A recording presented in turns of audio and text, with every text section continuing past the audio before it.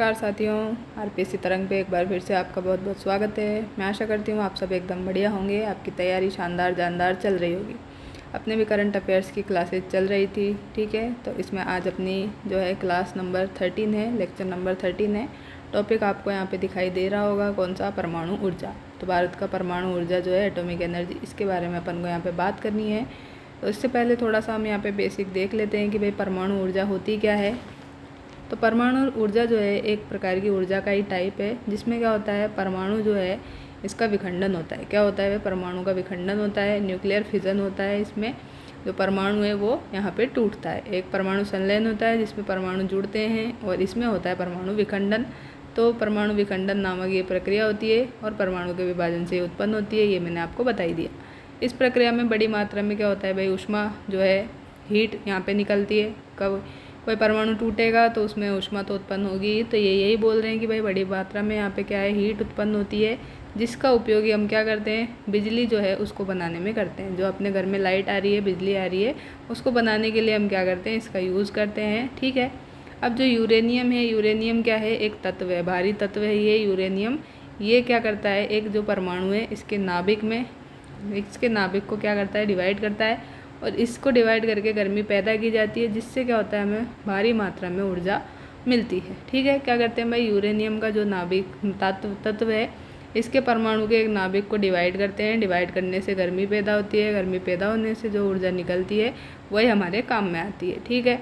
भारत में जो परमाणु ऊर्जा संयंत्र है, इस ऊर्जा का उपयोग पानी को गर्म करने के लिए करते हैं, जो भाप पैदा करते हैं, और जो टरबाइन लगे रहते हैं उनको बिजली उत्पन्न करने के लिए चलाते हैं। क्या करते हैं भाई, जो भारत में जो भी परमाणु ऊर्जा संयंत्र है वो इस ऊर्जा का, कौन सी ऊर्जा का, परमाणु ऊर्जा का उपयोग किस में करते हैं, पानी को गर्म करने के लिए, जिससे भाप पैदा होती है। भाप पैदा होती है, फिर टरबाइन जो है इनको चला करके क्या करते हैं, बिजली का उत्पादन करते हैं, ठीक है भाई। बिजली उत्पादन के अन्य रूपों के विपरीत जो है, जैसे कि जीवाश्म ईंधन को जलाना, परमाणु ऊर्जा जो है ग्रीन हाउस गैसों का उत्सर्जन नहीं करती है। क्या नहीं होता है भाई, इसमें बिजली उत्पादन के, तो इसमें क्या होता है, बिजली उत्पादन के अन्य रूपों के विपरीत जो है जीवाश्म ईंधन, इसको जलाना, और परमाणु ऊर्जा को, ग्रीन हाउस गैसों को ये उत्सर्जित नहीं करती है। परमाणु ऊर्जा क्या करती है, ग्रीन हाउस गैसों को नहीं निकालती है, ठीक है। और जिससे क्या होता है, ये एक स्वच्छ ऊर्जा का स्रोत बन जाता है, जिससे क्या होता है, परमाणु जो है अपने को नेचुरल एनर्जी यहाँ पे मिलती है, ठीक है। लेकिन क्या है भाई कि जो परमाणु ऊर्जा है वो रेडियोधर्मी जो कचरा है इसको ज़रूर उत्पादन करती है, क्योंकि ये यूरेनियम जो क्या है, भारी तत्व है, ये एक रेडियोधर्मी तत्व भी है, ठीक है। तो इससे क्या होता है, रेडियोधर्मी कचरे का उत्पादन होता है, जो क्या होता है, बहुत ही ज़्यादा विषैला होता है, अत्यधिक विषैला होता है, और मानव की जो स्वास्थ्य और पर्यावरण उसको क्या करता है, नुकसान। तो मानव स्वास्थ्य और पर्यावरण को नुकसान से बचाने के लिए क्या होता है, सैकड़ों हजारों वर्ष तक सावधानीपूर्वक संग्रहित और निगरानी इसकी की जानी चाहिए। किसकी भाई, परमाणु ऊर्जा जो उत्पन्न होती है इसकी, ठीक है। आगे आइए, अब है अपने जो भारत में परमाणु ऊर्जा, ये वाला पूरा टॉपिक है आपके, ठीक है। तो इससे एक सवाल जनरली आता ही है, तो ये आपको इसलिए पूरा पढ़ना है।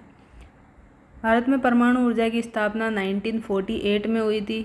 कब हुई थी भाई, 1948 में। जो होमी जहांगीर भाभा जी थे, होमी जे भाभा, तो होमी जे भाभा जी हैं, इनके नेतृत्व में ये जो है परमाणु ऊर्जा आयोग, कौन सा, परमाणु ऊर्जा आयोग, इंग्लिश में यहाँ पे है एटॉमिक एनर्जी कमीशन। क्या है भाई, एटॉमिक एनर्जी कमीशन है, और इंग्लिश में ये लिखा भी हुआ है AEC। तो ये हो चुका है AEC, क्या हो चुका है, AEC, एटॉमिक एनर्जी कमीशन। तो एटॉमिक एनर्जी कमीशन की स्थापना किसने की है भाई, तो 1948 में होमी जहांगीर भाभा ने की है, ठीक है। और इसके साथ ही ये जो परमाणु ऊर्जा है इसकी अपने यहाँ पे शुरुआत हुई थी, और ये 1940 के दशक में स्टार्ट हुआ था। तो दशक की बात करें तो ये 1940 के दशक में है, और 1948 में ये भाभा के नेतृत्व में ये परमाणु ऊर्जा आयोग AEC की अपन ने यहाँ पे स्थापना कर दी है, ठीक है। अब आगे आइए, तो जो परमाणु विज्ञान और प्रौद्योगिकी क्या है, परमाणु उद्योग प्रौद्योगिकी में क्या है, अनुसंधान और विकास, रिसर्च एंड डेवलपमेंट को बढ़ावा देने और शांतिपूर्ण उद्देश्यों के लिए परमाणु ऊर्जा का उपयोग करने के लिए ये बनाया था। क्या बनाया था भाई? AEC। जो AEC बनाया अपन ने, एटॉमिक एनर्जी कमीशन, ये बनाया क्यों है कि जो साइंस एंड टेक्नोलॉजी है उसके हम रिसर्च और डेवलपमेंट कर सके, उसको बढ़ावा दे सके, शांतिपूर्ण जो अपने उद्देश्य हैं परमाणु ऊर्जा के लिए उनको हम पूरा कर सके। इसके लिए ये एटॉमिक एनर्जी कमीशन बनाया गया था, ठीक है, 1948 में होमी जहांगीर भाभा के नेतृत्व में। यह उनकी वजह से था। एक तरह से हमारे पास भारत के इतने सारे परमाणु ऊर्जा संयंत्र है। क्या है भाई? बहुत सारे परमाणु संयंत्र है अपने पास। तो ये हमने देख लिया कि हमारे भारत के पास क्या है भाई? बहुत सारे परमाणु ऊर्जा संयंत्र है। अब भारत में जो परमाणु ऊर्जा है इसकी स्थापना में एक प्रमुख मील का पत्थर क्या हुआ? जो 1954 है, इसमें क्या हुआ? ट्रोम्बे में परमाणु ऊर्जा प्रतिष्ठान का निर्माण था। तो क्या था भाई? 1954 में ट्रोम्बे जो है वहाँ पे परमाणु ऊर्जा प्रतिष्ठान का निर्माण था, जिसे इनके संस्थापक जो है 1968 में भाभा परमाणु ऊर्जा संयंत्र के केंद्र के रूप में नाम दिया गया। तो जो BARC है ये जो है क्या है? भारत की प्रमुख परमाणु अनुसंधान क्या है? संस्था है, ठीक है। इसको संस्था कर लेना, सुविधा संस्था जो भी है। इसने भारत के परमाणु कार्यक्रम में क्या किया? महत्वपूर्ण योगदान किया है। फिर क्या हो गया भाई? BARC की स्थापना करा दी अपन ने, भाभा एटॉमिक रिसर्च सेंटर की स्थापना करा दी ट्रोम्बे में, ठीक है। अब आगे आइए, आगे क्या हुआ भाई? फिर 1974 में भारत ने अपना जो है पहला परमाणु परीक्षण किया था। क्या किया था भाई? 1974 में जो है पहला परमाणु परीक्षण किया था, जिसका कोड क्या था, थीम क्या थी? तो ये थी स्माइलिंग बुद्धा। तो स्माइलिंग बुद्धा थी। और इस टाइम पे क्या थे भाई? अपनी प्रधानमंत्री जी थी इंदिरा गांधी। तो कौन थी भाई प्रधानमंत्री इस टाइम पे? फर्स्ट जो परमाणु परीक्षण 1974 में किया था, तो इस टाइम पे इंदिरा गांधी जी थी। तो इनके नेतृत्व में ये स्माइलिंग बुद्धा थीम वाला परमाणु परीक्षण अपना पहले नंबर का किया गया था। तो ये भी पूछ सकते हैं, ठीक है। जो अभी चल रहे हैं चीज़ें वो तो हम देखेंगे ही, लेकिन थोड़ी हिस्ट्री भी देख लेते हैं, क्योंकि एग्जामिनर के ऊपर है कि वो कौन सा क्वेश्चन आपसे पूछना चाहता है। तो हम कुछ भी चीज़ यहाँ पे ये नहीं सोच सकते कि ये नहीं पूछेगा, अभी जो रिसेंट में चल रहा है वही पूछेगा। तो अपने को कुछ भी यहाँ पे अपनी तरफ से स्किप नहीं करना है, उसकी मर्ज़ी है, वो जो भी पूछेगा आपको आना चाहिए, ठीक है। एक बार अगर आपने देखा होगा तो आपके लिए अच्छा ही रहेगा, ठीक है। अब आगे आइए, तो पहला परमाणु परीक्षण करा लिया अपन ने इंदिरा गांधी के टाइम पे, और 1974 में थीम देख ली स्माइलिंग बुद्धा। अब इस परीक्षण ने क्या किया? भारत को परमाणु हथियार रखने वाला दुनिया का छठा देश बना दिया था। क्या बना दिया था? वर्ल्ड का 6ठे नंबर का देश बना दिया था, किसमें? परमाणु हथियार रखने वाला, ठीक है। अब इस परीक्षण के बाद में क्या हुआ? भारत को कई देशों से अंतर्राष्ट्रीय प्रतिबंध और निंदा का सामना करना पड़ा भाई। अंतर्राष्ट्रीय बैन कर दिया और निंदा का सामना भी करना पड़ा।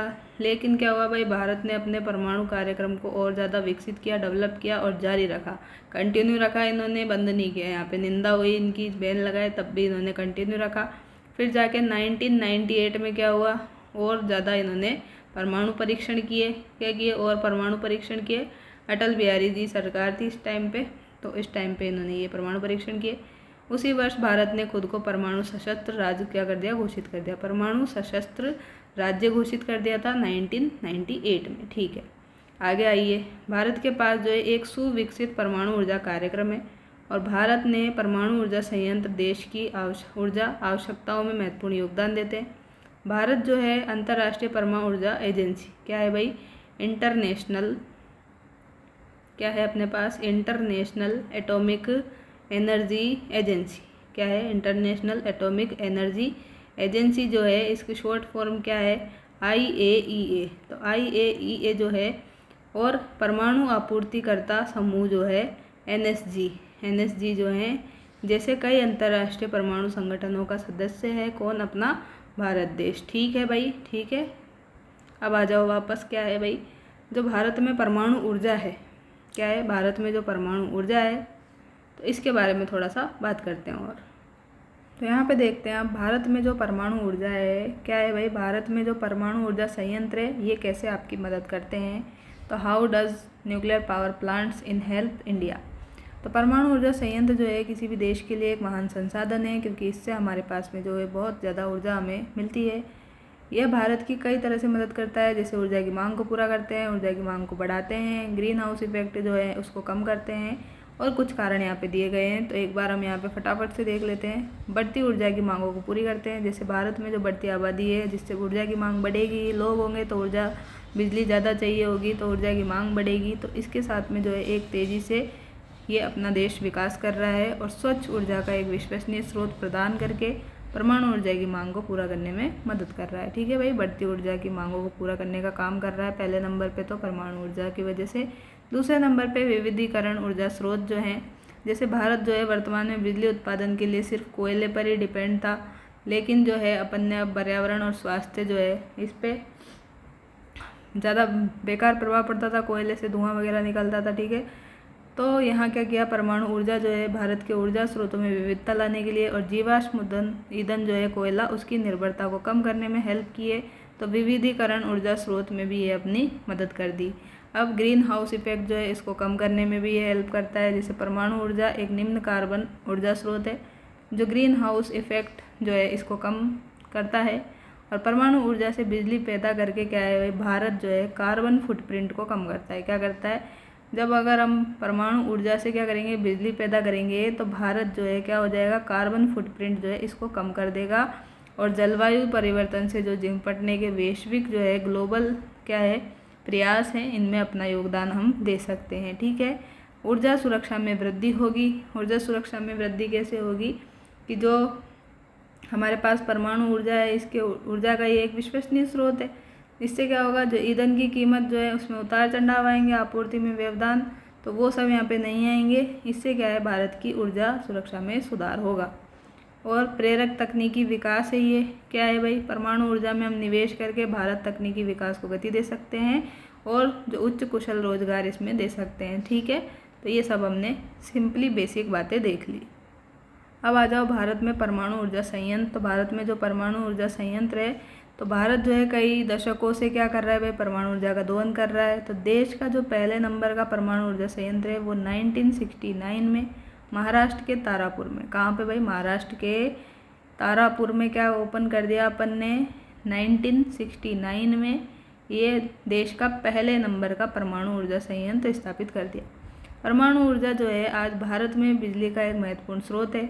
ये स्वच्छ और निरंतर बिजली पैदा करता है। क्या करता है भाई, ये एक तो स्वच्छ और निरंतर बिजली पैदा करता है परमाणु ऊर्जा। ठीक है, जो देश के कोयले और अन्य सुरक्षित स्रोत जो है उनसे दूर हमें बनाता है, जिससे प्रदूषण भी नहीं होता है। और इन संयंत्रों का उद्देश्य क्या है, तो भारत की जो बढ़ती हुई बिजली की मांग है, हर किसी को बिजली चाहिए। अब 1 मिनट भी लाइट चली जाती है तो सब परेशान हो जाते हैं। तो जो भारत की बढ़ती हुई बिजली की मांग है, इसको पूरा करना है, साथ ही जो प्रदूषण है इसको कम करना है, ये बता ही दिया। और पर्यावरण जो है एनवायरनमेंट, इसको भी अपने को संरक्षित करना है। तो ये सारे काम हैं। अब जो है भारत क्या कर रहा है, तो भारत में परमाणु ऊर्जा संयंत्र देश की बढ़ती बिजली की मांग को पूरा करने में भूमिका निभा रहा है। साथ ही जीवाश्म ईंधन पर निर्भरता जो है, कोयले पर निर्भरता, उसको कम कर रहा है, पर्यावरण स्थिति को सुधार रहे हैं। ठीक है भाई, भारत के कुल विद्युत उत्पादन में परमाणु ऊर्जा का योगदान लगभग 3-4% है। और इसको 2032 तक जो है कितना कर दें कि टारगेट है 10%। और भारत का पहला परमाणु ऊर्जा संयंत्र अभी हमने देखा ही है, तारापुर में है। तारापुर कहाँ पे, ये महाराष्ट्र में। स्थापना अभी हमने की थी ऊपर 1969 में। तो तारापुर परमाणु ऊर्जा संयंत्र जो है, इसको शॉर्ट में है TAPS, Tarapur atomic power station. ठीक है, TAPS बोलते हैं। 1969 में महाराष्ट्र में तारापुर में इसकी स्थापना की गई थी। फर्स्ट नंबर का, ये आपसे पूछ भी सकता है। ठीक है, तो ये हो गया सबसे बड़ा परमाणु ऊर्जा संयंत्र पूछे। अब ये तो पहले नंबर का पूछेगा और यहाँ पूछेगा वो क्या, लार्जेस्ट। क्या पूछेगा, लार्जेस्ट, सबसे बड़ा पूछ लेगा। तो तमिलनाडु चले जाना, तमिलनाडु जाके कुडनकुलम में इसकी स्थापना कर देना। और तमिलनाडु कुडनकुलम में क्या है, कुडनकुलम में ये भारत में सबसे बड़ा है और जिसकी क्षमता है 6000 मेगावाट। कितनी है भाई इसकी क्षमता, 6000 मेगावाट है। तो अब यहाँ पे आ जाइए, तो यहाँ अपने से दिया गया है एक टेबल, भारत में परमाणु ऊर्जा संयंत्रों की सूची, list of nuclear power plants India in Hindi.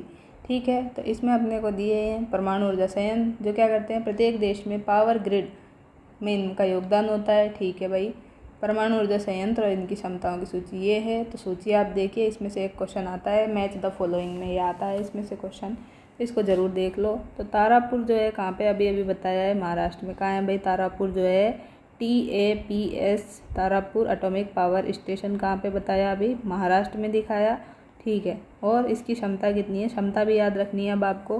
तो क्षमताएं इसकी है भाई 1400 मेगावाट। कितनी है? 1400 मेगावाट है तारापुर वाले की, ठीक है। एक हो गया। दूसरे नंबर पे हम देख रहे हैं कुडनकुलम। कुडनकुलम जो है ये कहाँ पे? ये है तमिलनाडु में। कुडनकुलम तमिलनाडु में है। इसकी क्षमता है 2000 मेगावाट। कितनी है? 2000 मेगावाट इसकी क्षमता है। फिर तीसरे नंबर पे आता है केगा। क्या आता है? केगा। तो केगा है कर्नाटक से। कहाँ से है भाई? केगा कर्नाटक में है। के याद रखो, के।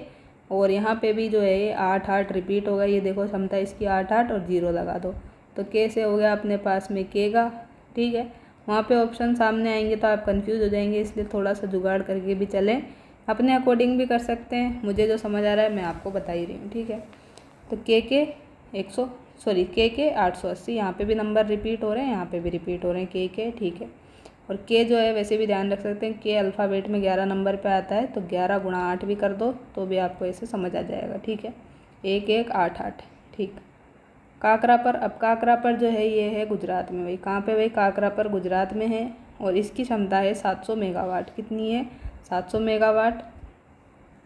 सॉरी, तो इसको थोड़ा सा करेक्ट आप कर सकते हैं। काकरापर की 700 नहीं है, अभी 700 नहीं हो गई, इसकी कितनी है? तो इसकी क्षमता है अपने पास 1840 मेगावाट। कितनी है? 1840 मेगावाट इसकी क्षमता है। और ये कितनी इकाइयों में है? तो इकाई भी मैं आपको साथ के साथ बता देती हूँ। यहाँ पे तारापुर में हमने देखी जो ये 1400 मेगावाट, तो 1400 मेगावाट जो है इसकी 4 यूनिट्स में है। क्या है? 4 यूनिट्स में है, ठीक है भाई, 4 यूनिट्स में है। और जो हमने कुडनकुलम देखा है तमिलनाडु में 2000 मेगावाट, तो 2000 मेगावाट जो है ये इसकी 2 यूनिट है। 2 इकाइयाँ इसकी लगी हुई हैं, उनकी दोनों की मिला के 2000 यूनिट है। तो 2 और कुडनकुलम, ठीक है। अब केगा कहाँ पे बताया? कर्नाटक में। 880 है।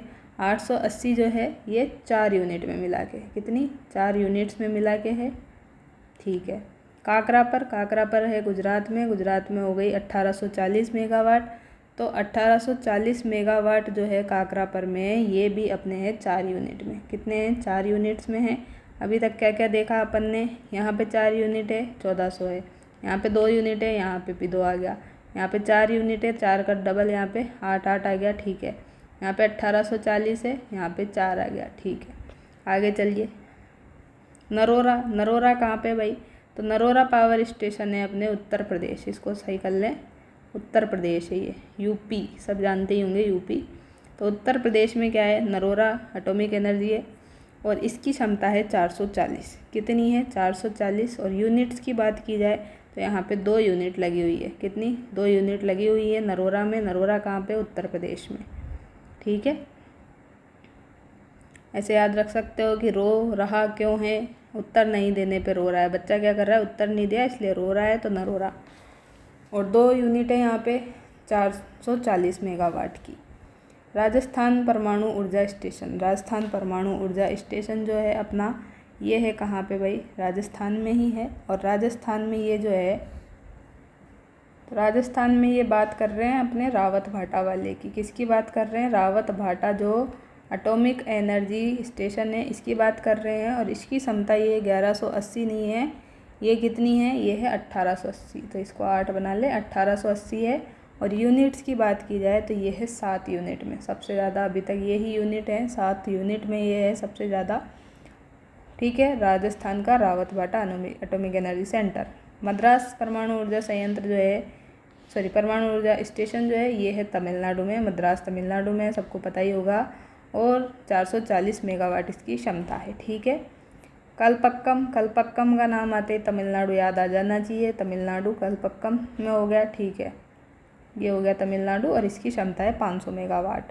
कितनी हो गई कलपक्कम वाले की? तो इसकी हो गई है लगभग 400। और एग्जैक्ट अगर डाटा पूछे आपसे तो एग्जैक्ट ही बता देते हैं, चलिए। तो कलपक्कम की है 440, इसको हटा दो, 440 मेगावाट है। और यूनिट्स की बात की जाए तो 2 यूनिट है, ठीक है, 2 यूनिट हो गई। अब आता है कोवाड़ा परमाणु ऊर्जा संयंत्र। ये अभी क्या है? प्रस्तावित है, बना नहीं है। तो ये होगा आंध्र प्रदेश में और 6000 मेगावाट की इसकी क्षमता रखी जाएगी। क्या रखी जाएगी? 6000 की इसकी क्षमता रखी जाएगी। तो हमने क्या क्या देखा, वापस से आ जाओ। देखो तमिलनाडु में हमने 3 देखे हैं। कौन कौन से देखे? एक तो ये कल्पक्कम वाला देख लिया, PFBR। क्या है ये? कल्पक्कम PFBR जो है ये है prototype fast breeder reactor, Tamil Nadu में हो गया। मद्रास वाला तमिलनाडु में 440। इधर एक और है ये तमिलनाडु में, कुडनकुलम तमिलनाडु 2000 मेगावाट, 440 और 2000 मेगावाट। अब क्या बचा? तारापुर तो देखा ही है, पहले नंबर के था। तारापुर पहले नंबर के था और ये कहाँ पे है? तो ये महाराष्ट्र में है। इसकी क्षमता कितनी है? तो इसकी क्षमता है 1400 मेगावाट। और कितनी यूनिट बनाई है? तो 4 यूनिट इसके लिए बनाई गई है। कितनी? 4 यूनिट्स बनाई गई हैं। ठीक है भाई, ये तो अपन को याद हो गया। तारापुर वाला महाराष्ट्र वाला, कुडनकुलम तमिलनाडु याद हो गया। इसके साथ में क्या याद किया अपन ने? 2 और याद किए, बताइए कौन से तमिलनाडु में? तो हमने याद किए कुडनकुलम के अलावा कौन कौन से? एक तो कल्पक्कम वाला किया और दूसरा हमने मद्रास वाला किया। ठीक है, तमिलनाडु में 3 हो गए। और कुडनकुलम की तो कितनी बताई? कुडनकुलम की बताइए 2000। ठीक है, 2000 मेगावाट है। और कल्पक्कम और मद्रास की कितनी है? तो 440 मेगावाट है। अब केगा एटॉमिक एनर्जी स्टेशन, तो इसकी आ जाती है 880 मेगावाट और ये है कर्नाटक में। के बताया, केगा से कैसे क्या गए, केगा और के से कर्नाटक, 880 मेगावाट। काकरापर जो है ये है गुजरात में। कहाँ पे है? काकरापर गुजरात में है। ठीक है, 1840 मेगावाट है। अब नरोरा एटॉमिक एनर्जी स्टेशन जो है ये उत्तर प्रदेश में है। कैसे याद करवाया? उत्तर नहीं देने पे बच्चा क्या है? रो रहा है, तो नरोरा ऐसे याद हो जाएगा। और 2 यूनिट में बनाया इसको भी, तो 440 मेगावाट क्षमता है, 2 यूनिट्स में इस्टेब्लिश की। अपना जो रावत बाटा है राजस्थान का, इसकी है 1880 मेगावाट, 7 यूनिट में इसको करा गया है स्टार्ट। 7 यूनिट में ये चल रही है, 1880 मेगावाट है। सबसे बड़ा भी यही है यूनिट के हिसाब से। ठीक है, 1880 मेगावाट। मद्रास देख ही लिया, तमिलनाडु 440। कल्पक्कम भी देख लिया, तमिलनाडु 440, 2 यूनिट। लास्ट है कोनवाड़ा परमाणु ऊर्जा संयंत्र, यह भी प्रस्तावित है। कहाँ पे बनेगा कोनवाड़ा? तो आंध्र प्रदेश में बनेगा। तो अब आ जाओ अपने केंद्रीय बजट 2025-26 में क्या बोला है भाई परमाणु ऊर्जा के बारे में। तो ये पूरी न्यूज़ आपको PIB के थ्रू बताई जा रही है। ठीक है, 3 फरवरी 2025 को पोस्ट किया था PIB दिल्ली ने। अब इसमें क्या देखना है अपन को कि असैन्य जो परमाणु ऊर्जा है भविष्य में देश के विकास में महत्वपूर्ण सुधार योगदान निश्चित करेगी। ये बात बोली भाई अपने नरेंद्र मोदी जी ने। क्या बोला है भाई कि असैन्य जो परमाणु ऊर्जा है वो भविष्य में फ्यूचर में क्या करेगी? अपने देश के डेवलपमेंट में महत्वपूर्ण योगदान सुनिश्चित करेगी। ये बात नरेंद्र मोदी जी ने अपने प्रधानमंत्री जी ने बोली है। ठीक है, अब परिचय देखिए। तो परिचय में क्या है? देखिए, परिचय में है केंद्रीय बजट 2025-26 जो है भारत की दीर्घकालिक ऊर्जा संक्रमण नीति के तहत परमाणु ऊर्जा में क्या है भाई? केंद्रीय बजट जो आया है 2025-26 का, इसमें क्या बोल रहे हैं? दीर्घकालिक ऊर्जा संक्रमण की जो रणनीति है इसके हिस्से के रूप में क्या है? परमाणु ऊर्जा की ओर से एक महत्वपूर्ण कदम की रूपरेखा जो है प्रस्तुत की गई है। और सरकार ने क्या बोला है? तो सरकार ने बोला है कि भाई 2047 तक 100 गीगावाट, कितने? 100 गीगावाट, ना कि मेगावाट। तो मेगावाट आते ही गलत करना है। क्या करना है? 100 गीगावाट करना है। 100 की सेंचुरी लगानी है, लेकिन मेगावाट में नहीं, गीगावाट में। ठीक है, तो सरकार चाहती है कि भाई हम 100 गीगावाट तक क्या करें? जो बिजली है उसका बिजली का परमाणु ऊर्जा है उसका उत्पादन करें। कब तक? 2047 तक का टारगेट है। ठीक है, ये बात बोलिए, सबसे इम्पोर्टेंट लाइन है, इससे एक क्वेश्चन बन सकता है। तो ये जो है एक 100 गीगावाट क्षमता जो है इसका महत्वाकांक्षी लक्ष्य निर्धारित किया गया है, जिससे परमाणु ऊर्जा भारत के ऊर्जा मिश्रण में क्या है? एक प्रमुख स्तंभ बन जाएगी। यह विकास ऊर्जा और विश्वसनीयता को सुनिश्चित करने के लिए और जीवाश्म ईंधन जो है इस पे निर्भरता कम करने के लिए विकसित भारत के व्यापक उद्देश्यों के अनुरूप है। इस लक्ष्य को प्राप्त करने के लिए क्या है भाई? स्वदेशी परमाणु प्रौद्योगिकी और सार्वजनिक जो निजी उद्योग है, गवर्नमेंट प्राइवेट जो सहयोग पर जोर देते हुए क्या है? नीतिगत हस्तक्षेप और बुनियादी ढांचे में निवेश किया जा रहा है। तो सबसे इम्पोर्टेंट बात बस यही है कि 100 गीगावाट जो है ये अपन परमाणु ऊर्जा क्षमता पहुंचाने के लिए टारगेट रख रहे हैं। कब तक? 2047 तक। तो वो ये पूछ सकता है कि अपनी जो है क्षमताएं कितनी रखने का टारगेट किया है 2047 तक, तो 100 गीगावाट बताना है, ना कि मेगावाट। तो मेगावाट नहीं बताना है, 100 की सेंचुरी लगानी है, लेकिन मेगावाट में नहीं, गीगावाट में 2047 तक लगानी है। ठीक है, 2047 तक लगानी है। ठीक है, अब आगे चलिए। अब आगे इन्होंने यहाँ पे देखो क्या दिया है भाई, ये फ़ोटो में, तो फ़ोटो में इन्होंने दिया है कि ये अपने मोदी जी दिख ही रहे हैं आपको। ये लिखा है विकसित भारत बजट 2025। मिनिस्ट्री पूछे तो मिनिस्ट्री ऑफ पावर मतलब विद्युत मंत्रालय ने ये जारी किया है। विकसित भारत बजट 2025, इसमें न्यूक्लियर एनर्जी मिशन फॉर विकसित भारत लिखा गया है।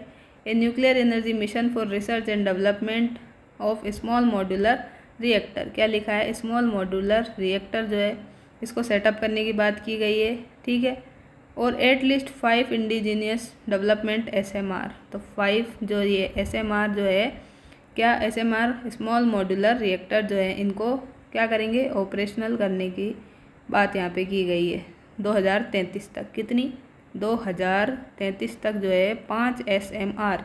SMR क्या है, तो SMR है स्मॉल मॉड्यूलर रिएक्टर्स। तो स्मॉल मॉड्यूलर रिएक्टर कितने लगवाएंगे भाई, तो ये लगवाएंगे 5, कब तक, 2033 तक। और क्या बोल दिया, तो और बोल दिया आउटले ऑफ 20,000 करोड़, कितने, 20,000 करोड़ जो है इसके आउटले जो है ये अभी क्या है, प्रस्तावित है, प्रपोज्ड है। ठीक है भाई, इस मिशन के। ठीक है, ये न्यूक्लियर एनर्जी मिशन की बात हो गई।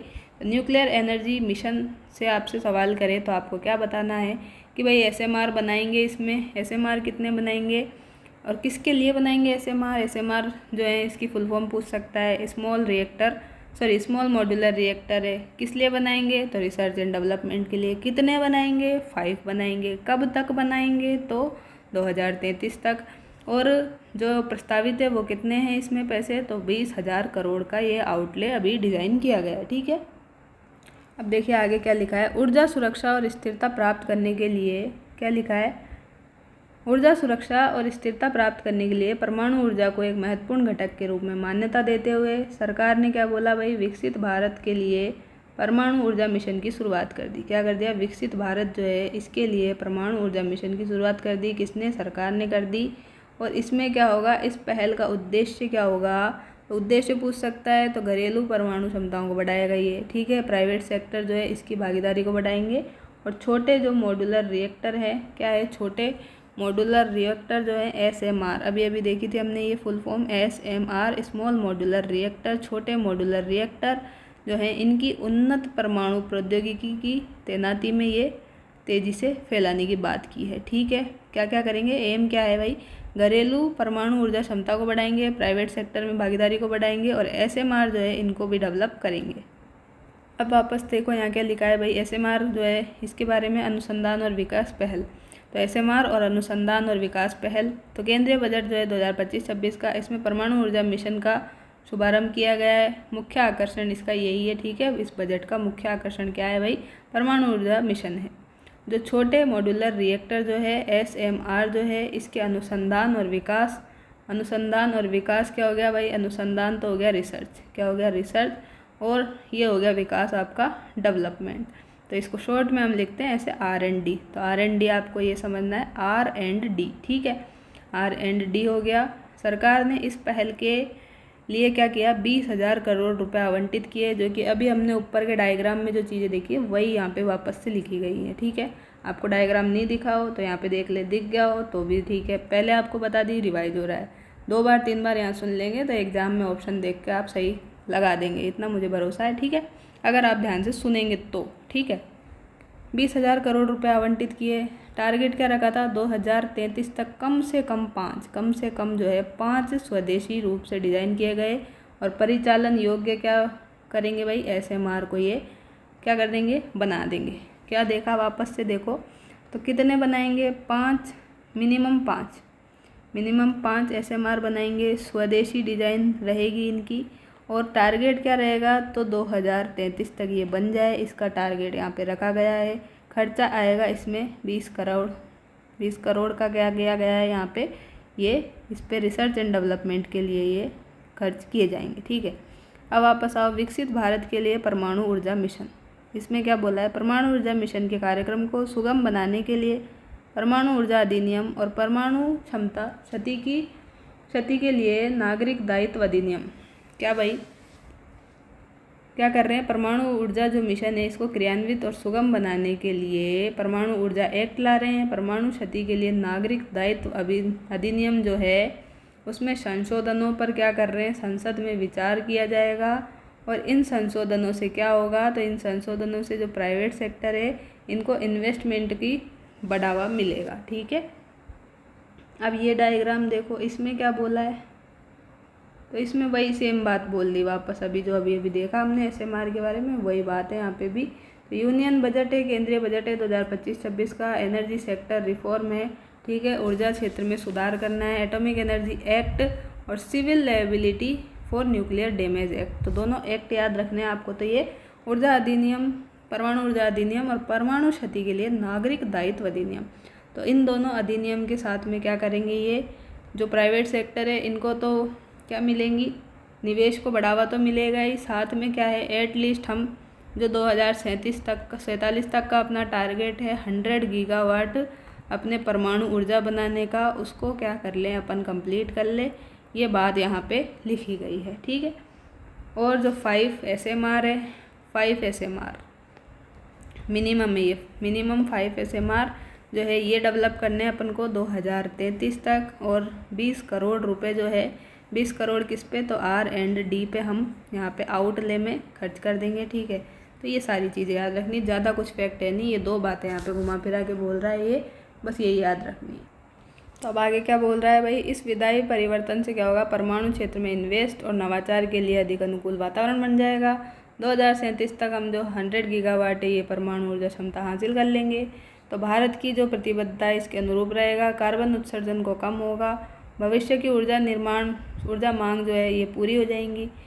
तो ये क्या है, ये आवश्यक मील का पत्थर हो जाएगा। 30 जनवरी 2025 कितना, 30 जनवरी 2025 तक जो भारत की परमाणु ऊर्जा क्षमता थी वो कितनी थी, तो 30 जनवरी 2025 तक पूछे तो ये बताना है आपको 8180 मेगावाट। तो ये भी इम्पोर्टेंट लाइन है यहाँ पे, 30 जनवरी 2025 तक जो है परमाणु ऊर्जा क्षमता कितनी है, 8180 मेगावाट है, सॉरी हाँ मेगावाट है, यहाँ पे मेगावाट है, वहाँ पे गीगावाट है, ये गीगावाट में है। और ये जो अपने जनवरी 25 तक था ये 8180 मेगावाट है। तो मेगावाट गीगावाट अच्छे से देख लेना ऑप्शन में, तभी जाके टिक करना, नहीं तो सावधानी हटी और दुर्घटना घट जाएगी। ठीक है, तो यही लाइन वापस से यहाँ पे रिपीट हो गई है। तो हम आगे चलते हैं। अब सरकार ने क्या बोला है कि सरकार जो है क्या करेगी भाई, निम्नलिखित उद्देश्यों के साथ निजी क्षेत्र क्या करेगी, निजी क्षेत्र प्राइवेट सेक्टर के साथ साझेदारी करेगी। क्या क्या इनके भाई उद्देश्य रहेंगे, तो देखो भाई, भारत जो है लघु रिएक्टरों की स्थापना करेगा। क्या करेगा, भारत लघु रिएक्टरों की स्थापना करेंगे। भारत लघु मॉड्यूलर रिएक्टर का रिसर्च एंड डेवलपमेंट करेंगे। क्या करेंगे, R&D करेंगे। क्या, लघु मॉड्यूलर रिएक्टर का ये क्या करेंगे, R&D करेंगे। और परमाणु ऊर्जा के लिए नवीनतम प्रौद्योगिकी जो है, नवीनतम प्रौद्योगिकी इनका भी अनुसंधान और विकास करेंगे। तो क्या क्या करने वाले हैं, भारत लघु रिएक्टरों की स्थापना करेंगे। लघु के बाद में यहाँ मॉड्यूलर वर्ड हो रहे हैं, तो मॉड्यूलर रिएक्टर का क्या करेंगे, विकास और अनुसंधान R&D करेंगे। फिर नवीनतम जो प्रौद्योगिकी है इनका भी R&D करेंगे, अनुसंधान और विकास करेंगे। अब हम देख लेते हैं ये भारत लघु रिएक्टर, भारत स्मॉल रिएक्टर्स, इसमें क्या बोला है। अब इसकी शॉर्ट में फॉर्म आ सकती है BSR। ठीक है, क्या आ जाएगी, BSR। अभी ऊपर क्या देखा था, SMR। तो SMR क्या था बताइए जल्दी से, तो SMR ये था क्या, स्मॉल मॉड्यूलर रिएक्टर। तो जी हाँ, बिल्कुल यही था। अगर आपने ध्यान से सुना होगा तो आपने मन में ये सोच लिया होगा। ठीक है, अब भारत स्मॉल रिएक्टर BSR के बारे में बात करते हैं। तो BSR को विकसित करके और निजी क्षेत्र के साथ साझेदारी की संभावना तलाश करके अपने परमाणु ऊर्जा क्षेत्र का क्या है, सक्रिय रूप से विस्तार कर रही है। BSR जो है 220 मेगावाट, कितना, 220 मेगावाट के जो दबावयुक्त भारी जल रिएक्टर है। क्या है भाई, दबावयुक्त भारी जल रिएक्टर है, शॉर्ट में क्या है, PHWR। क्या है, PHWR, प्रेशराइज्ड क्या है, प्रेशराइज्ड हेवी वाटर रिएक्टर। तो PHWR जो है ये यहाँ पे डेवलप करेंगे। और इनकी सुरक्षा और प्रदर्शन का रिकॉर्ड यहाँ पे सिद्ध है। ठीक है, BSR क्या करेगा 220 मेगावाट के। तो ये इम्पोर्टेंट हो जाता है, कितने मेगावाट के PHWR, तो 220 मेगावाट के PHWR लगाएगा ये BSR। ठीक है भाई साहब, आगे चलो। इन रिएक्टरों को भूमि की आवश्यकता को कम करने के लिए और उन्नत किया जा रहा है। क्या कर रहे हैं भाई, भूमि की आवश्यकता की कम ज़रूरत पड़े इसके लिए इनको और डेवलप किया जा रहा है, ताकि जो है इन्हें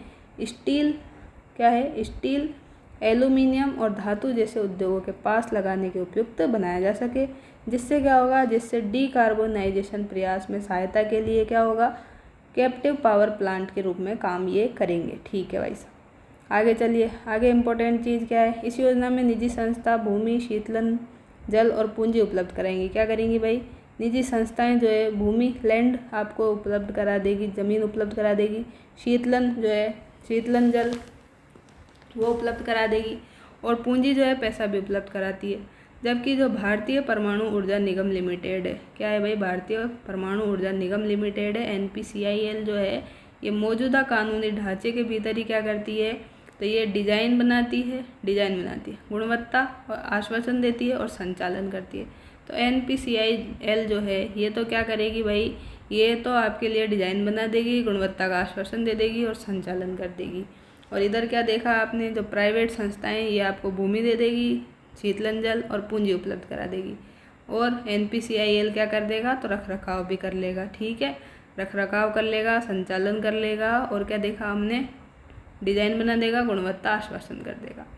अब आगे आइए, 2030 तक जो 500 गीगावाट, क्या है भाई, 2030 तक 500 गीगावाट गैर जीवाश्म ईंधन जो है इस पर आधारित ऊर्जा उत्पादन प्राप्त करने, और 2030 तक अपनी ऊर्जा क्षमताओं को कितना 50% नवीनीकरण ऊर्जा से पूरा करने की हमने टारगेट रखा गया है। क्या है भाई, 2030 तक क्या करोगे, तो 2030 तक 500 गीगावाट, अब वापस गीगावाट आ गया। ठीक है, अभी मेगावाट में चल रहा था, ये PHWR गीगावाट में नहीं था, मेगावाट में था। अब आ गया 2030 में क्या, 500 गीगावाट का गैर जीवाश्म ईंधन जो है इसकी बात की है उत्पादन की। और क्या किया है, 2030 तक की जो आवश्यकताएं हैं अपनी उसको 50% क्या करेंगे, नवीनीकरण ऊर्जा की बात की है। और क्या किया, तो ये सारी प्रतिबद्धता है अपने भारत के अनुरूप। और हमने देखा था कि 2021 में क्या होता है भाई, ग्लासगो में COP26 सम्मेलन में ये सारी प्रतिज्ञा की गई थी। तो ये भी पूछ सकता है, वो पुराना फैक्ट है लेकिन बजट में लिखा हुआ है, एक चीज़ याद होनी चाहिए अपन को। 2021 में जो है ग्लासगो जगह वहाँ पे COP26 शिखर सम्मेलन हुआ था, और ये अपनी परमाणु ऊर्जा से रिलेटेड था। इसमें NPCIL और जो प्राइवेट सेक्टर से उन्होंने भाग लिया था, और इसमें बोला था कि भाई 2030 तक हम क्या कर देंगे, 500 gigawatt, not megawatt, gigawatt, only gigawatt. तो 2030 तक 500 गीगावाट जो है गैर जीवाश्म ईंधन आधारित ऊर्जा उत्पादन कर देंगे, और जो है हम क्या कर देंगे भाई, आपके लिए 50% तक की ऊर्जा की आवश्यकता है उनको नवीनीकरण ऊर्जा से पूरा कर देंगे, ये बोला इन्होंने इसमें सम्मेलन में। अब BSER के अलावा क्या है, BSR जो है ये क्या था, अभी देखा हमने, भारत स्मॉल रिएक्टर। इसके अलावा जो है अपना BARC, क्या है भाई ये BARC कहाँ पे, ट्रोम्बे, मुंबई में। तो BARC जो है भाभा परमाणु अनुसंधान केंद्र, BARC ये क्या करता है, तो ये कोयला आधारित बिजली संयंत्रों को फिर से इस्तेमाल करने और दूर दराज के स्थानों में बिजली की ज़रूरतों को पूरा करने के लिए छोटे छोटे स्थानों पर क्या कर रहा है, SMR क्या है, शॉर्ट मॉड्यूलर रिएक्टर जो है वो डेवलप कर रहा है। कौन कर रहा है भाई, तो ये BARC कर रहा है। BARC का हेडक्वार्टर कहाँ पे, अभी बताया आपको, हेडक्वार्टर है इसका मुंबई में। कहाँ पे भाई, मुंबई में। ज़्यादा डिटेल में पूछे तो ट्रोम्बे में बता देना, ट्रोम्बे मुंबई में ही है इसका हेडक्वार्टर, किसका, BARC का। क्या कर रहा है, SMR ये डेवलप कर रहा है, कोयले आधारित जो बिजली है इसको फिर से इस्तेमाल करके छोटे छोटे रिएक्टर को भेजने की कोशिश ये करेंगे। और परमाणु ऊर्जा जो विभाग है, परमाणु ऊर्जा विभाग शॉर्ट में DAE, तो DAE क्या करेगा, DAE भी जो है नए परमाणु रिएक्टर बनाने की प्लानिंग कर रहे हैं। ठीक है, इसमें क्या होगा, हाइड्रोजन सह उत्पादन के लिए उच्च तापमान वाले गैस गैस कूल्ड रिएक्टर और पिघले हुए नमक रिएक्टर इसमें शामिल है।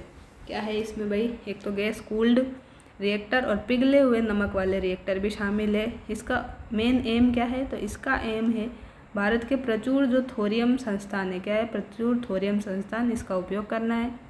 यह रणनीतिक कदम जो है कार्बन उत्सर्जन को बिल्कुल कम कर देगा और क्या होगा, अपने असैन्य परमाणु ऊर्जा कार्यक्रम को बढ़ाने में भारत की प्रतिबद्धता को बढ़ाएगा। ठीक है, जिससे जो प्राइवेट सेक्टर है इसकी भागीदारी भी यहाँ पे भारतीय कानून और नियमों में बढ़ेगी। ठीक, तो ये अपने पढ़ लिया पूरा BSR के बारे में, भारत स्मॉल रिएक्टर के बारे में। अब यहाँ पे आ जाओ, यहाँ क्या है भाई, भारत लघु मॉड्यूलर रिएक्टर। क्या है, भारत लघु मॉड्यूलर रिएक्टर है। तो इसमें है Bharat small modular reactor, BSMR देख लेना यहाँ पे। इसमें क्या होगा, इसमें जो है मेन चीज़ें हम देख लेते हैं। SMR उन्नत परमाणु रिएक्टर है जिसकी बिजली उत्पादन क्षमता 30 मेगावाट से लेकर 300 प्लस मेगावाट करने की बात की गई है। जो परंपरागत जो है स्केल बेल उसको विकल्प प्रदान करते हैं। इससे क्या होगा, भारत में जो बढ़ती ऊर्जा की मांग है और विश्वसनीय कम कार्बन बिजली की आवश्यकता को देखते हुए हम काम कर सकते हैं। मॉड्यूलर डिजाइन फैक्ट्री पर आधारित निर्माण की अनुमति देता है। निर्माण समय और जो लागत है इसको कम करता है। ठीक है, और दूर दराज के स्थानों में ये तैनात हम कर सकते हैं। और ऑन ग्रिड और ऑफ ग्रिड दोनों यूज़ हम इसमें कर सकते हैं। किसका, भारत लघु मॉड्यूलर रिएक्टर का। ठीक है, मेन चीज़ आपको ये याद रखनी है, ये SMR पे ही बेस्ड है। SMR पे बेस्ड परमाणु रिएक्टर है। ये क्या करेगा, बिजली का उत्पादन करेगा 30 मेगावाट से 300 प्लस। तो 30 से 300 प्लस याद रखो इसमें। और ये ऑन ग्रिड ऑफ ग्रिड दोनों होगा, ये याद रखो। अब वापस देखो यहाँ पे क्या आ गया, तो PHWR जो है प्रेशराइज्ड हैवी वाटर रिएक्टर, इसमें क्या होगा, भारत की विशेषज्ञता, स्वदेशी SMR डिजाइनों के विकास तैनाती के लिए कार्य किए जाएंगे। और क्या होगा, तो ये चीज़ें आप देख लेना। जीवाश्म ईंधन पर निर्भरता कम करता है। पेरिस समझौता जो 2015 में होता है, इसके अंतर्गत अंतर्राष्ट्रीय जलवायु प्रतिबद्धताओं को पूरा करने की बात करता है। और भारत ने अक्टूबर 2016 में इसको अनुमोदित किया था। ठीक है, अब जो इम्पोर्टेंट चीज़ें वो बस आप देख लें और बाकी की चीज़ें आप डिटेल में पढ़ते रहना। मैं आपको PDF दे दूँगी, अपने आप पढ़ लेना, जो भी अच्छा लगे उसको ऐड करते रहना। ठीक है, आगामी जो है 4x700 मेगावाट, 4x700 मेगावाट का क्या करेंगे, PHWR माही बांसवाड़ा राजस्थान परमाणु ऊर्जा परियोजना सहित परमाणु ऊर्जा को संयंत्र का निर्माण, स्वामित्व और संचालन करेंगे। ठीक है, क्या करेंगे भाई, तो 700 मेगावाट के 4 यूनिट लगाएंगे PHWR के लिए। ठीक है, कहाँ पे लगाएंगे, तो माही बांसवाड़ा वाला जो अपना राजस्थान का परमाणु ऊर्जा संयंत्र है, इसके लिए ये संचालन करेंगे। और क्या देखा हमने, तो जो इम्पोर्टेंट है वो देखते हैं यहाँ पे। तो 2031-32 तक जो परमाणु ऊर्जा क्षमता है इसको मौजूदा 8180, अभी अपनी प्रेजेंट में कितनी है भाई, 8180 मेगावाट है। तो इसको क्या करेंगे, तो इसको बढ़ा करके 22,480, कितनी, 22,480 मेगावाट जो है, ये करने के लिए हम क्या कर रहे हैं, एफ़र्ट लगा रहे हैं। तो ये एफ़र्ट हम राजस्थान में, गुजरात में देख सकते हैं, और तमिलनाडु में जो है वहाँ पे, हरियाणा में और कर्नाटक में। कहाँ पे भाई, कर्नाटक में, और एक MP में। तो इन सब में मिला के क्या है, हम प्रयास कर रहे हैं कि अपनी जो है परमाणु ऊर्जा क्षमता है ये बढ़ जाए। और इनमें क्या करेंगे, तो 8000 मेगावाट, कितनी, 8000 मेगावाट की क्या करेंगे, 10 रिएक्टर लगाएंगे। कितने, 8000 मेगावाट के 10 रिएक्टर यहाँ पे लगाने की बात की है।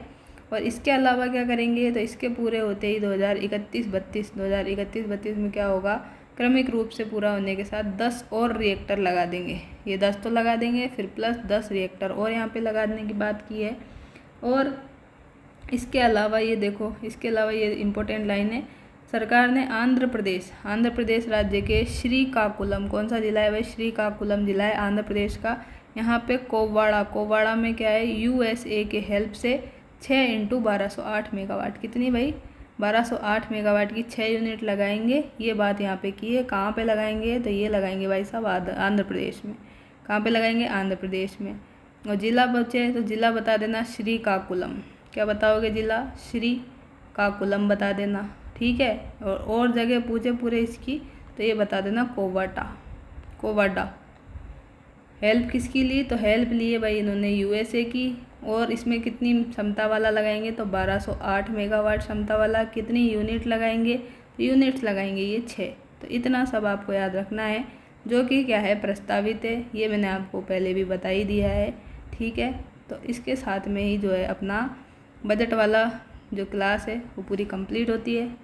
सॉरी बजट वाली नहीं, केंद्रीय बजट जो है अपना कौन सा 2025-26 का, इसमें परमाणु ऊर्जा के बारे में जो बात की थी PIB में ये पब्लिश जो हुई है बात, वो सारी बात हमने यहाँ पे कर ली है। ठीक है, तो आई होप आपको क्लास अच्छी लगी हो, हमारे प्रयास अच्छे लगे हों, तो आप ज़रूर कमेंट करके जाएं, वीडियो को लाइक करके जाएं। वीडियो आप देख रहे हैं, फ़ायदा उठा रहे हैं, तो लाइक और कमेंट करने में पता नहीं आपका क्या जाता है, मुझे तो ये चीज़ें ही समझ में नहीं आती है। आपके लिए कोई इतना एफ़र्ट कर रहा है, लेकिन आप एक लाइक और कमेंट नहीं कर सकते, बार बार आपको बोलना पड़ता है। ठीक है भाई, आपकी मर्ज़ी है, आपकी इच्छा है, ज़बरदस्ती किसी से कर नहीं सकते। ठीक है, तो मिलते हैं कल की वीडियो में, तब तक के लिए thank you, take care, bye bye.